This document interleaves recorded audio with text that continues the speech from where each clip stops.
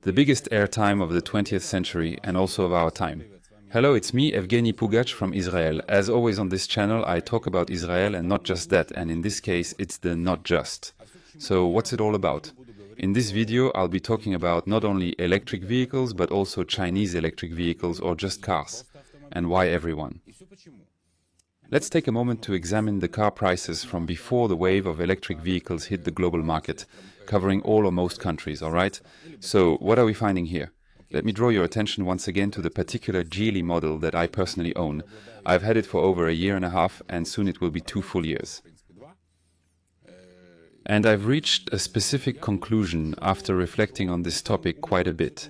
I carefully compared a simple Geometry C460 Pro with other vehicles, assessing what each offers.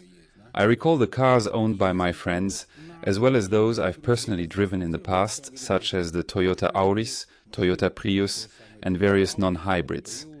My automotive history is quite extensive, from having owned several car brands, including a Citroën, Renault, and even a Volkswagen Bora with manual transmission. Despite examining these, I'm still left puzzled by the situation. Take a Chinese car, any simple Geely or whatever, even a Sherry, it doesn't matter what you take, the car is filled with all sorts of interesting stuff. If we even take, let's use another comparison that will be clearer for you. Let's take that same Zeekr X, yes, and compare it to the same, let's say, Seat Cupra. What we observe in that very Zeekr is a plethora of additional options, functions, and safety systems indeed.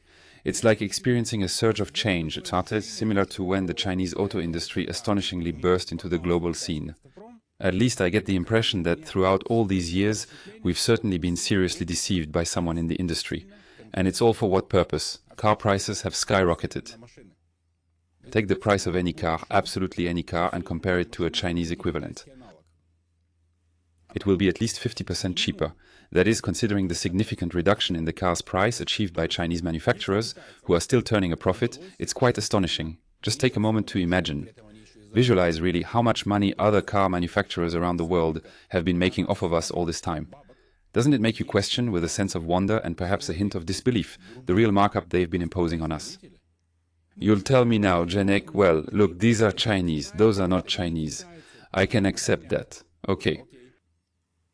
You might say something else now, like, look, even engineers were there. But what, there are no engineers in China? You might tell me something else now, like, look, your own Geely, for example, is Volvo. But no, guys, Chinese auto industry, Chinese Geely bought Volvo.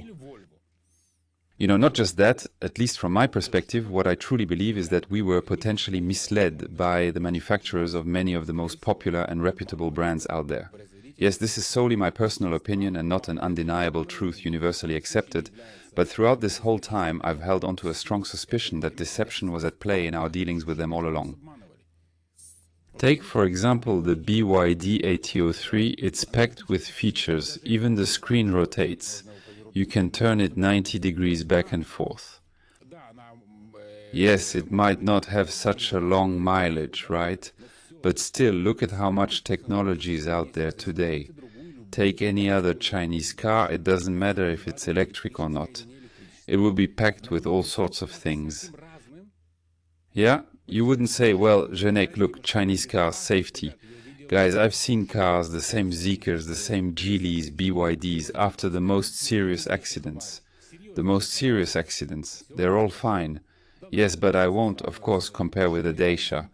Yes, there we all understand perfectly well that the safety system, I think when they tested it, the dummy inside got scared and tried to run away, even though it's a dummy. Well, I'm talking about a scam. It seems to me that this is just pure EVD scamming, and I firmly believe it's not really the case that we, the buyers, are stupid or naive, but rather it's the fault of the car manufacturers who were making cars well before the Chinese auto industry dramatically burst onto the scene. We've made quite a decent penny out of us. What to do with it? It's up to you to decide. Think and write in the comments what you think about it.